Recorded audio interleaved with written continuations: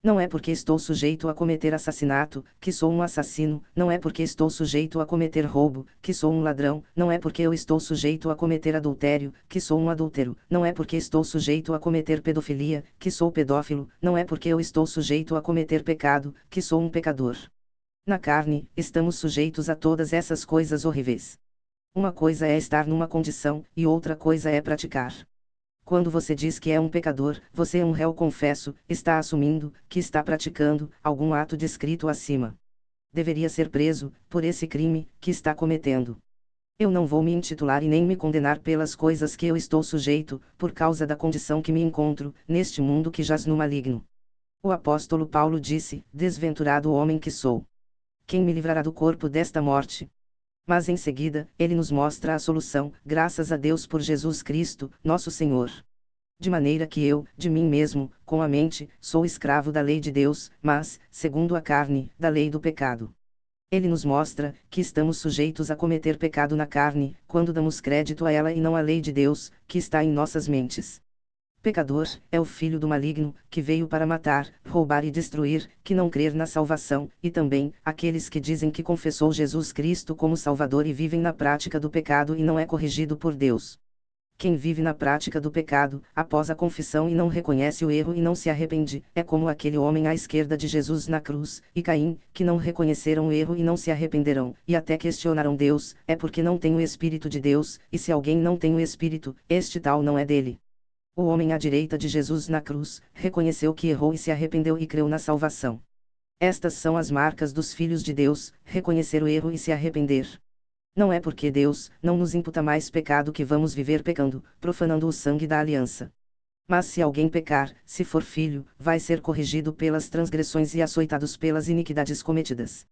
Mas se continua na prática do pecado e não é corrigido, é porque não é filho de Deus. Porque o Senhor corrige a quem ama e açoita a todo filho a quem recebe. Mas, se estáis sem correção, de que todos se têm tornado participantes, logo, sois bastardos e não filhos. Jesus Cristo foi enviado por Deus para cumprir um objetivo, nos salvar do pecado. Quem crer que foi salvo do pecado, não vive na prática do pecado.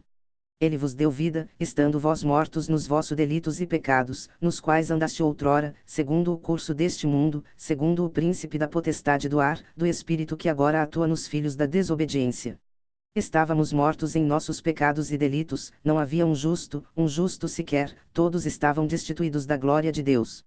Não podemos, de hipótese alguma, deixar de crer que fomos salvos do pecado por Cristo Jesus. Fomos pecadores, agora não somos mais, porque cremos na palavra da graça de Deus, pregada pelo apóstolo Paulo, apóstolo do povo gentil que somos nós, que não nascemos em Israel. 1 Coríntios 6:9, ou não sabeis que os injustos não herdarão o reino de Deus? Não vos enganeis, nem impuros, nem idolatrais, nem adúlteros, nem efeminados, nem sodomitas, 10, nem ladrões, nem avarentos, nem bêbados, nem maldizentes, nem roubadores herdarão o reino de Deus. Injustos são aqueles que não crer na justiça de Deus, não crer que foram justificados dos pecados pelo sangue de Cristo Jesus. 11. Tais fostes alguns de vós, mas lavastes, mas fostes santificados, mas fostes justificados em nome do Senhor Jesus Cristo e no Espírito do nosso Deus.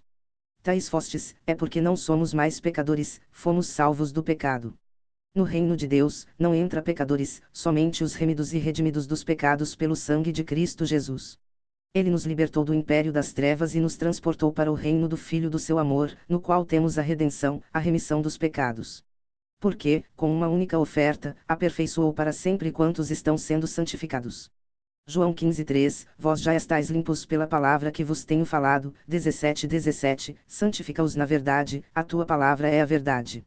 Hebreus 10:17, acrescenta, também de nenhum modo me lembrarei dos seus pecados e das suas iniquidades, para sempre. Não anule a cruz de Cristo, na sua vida dizendo que é um pecador, se excluindo do reino de Deus.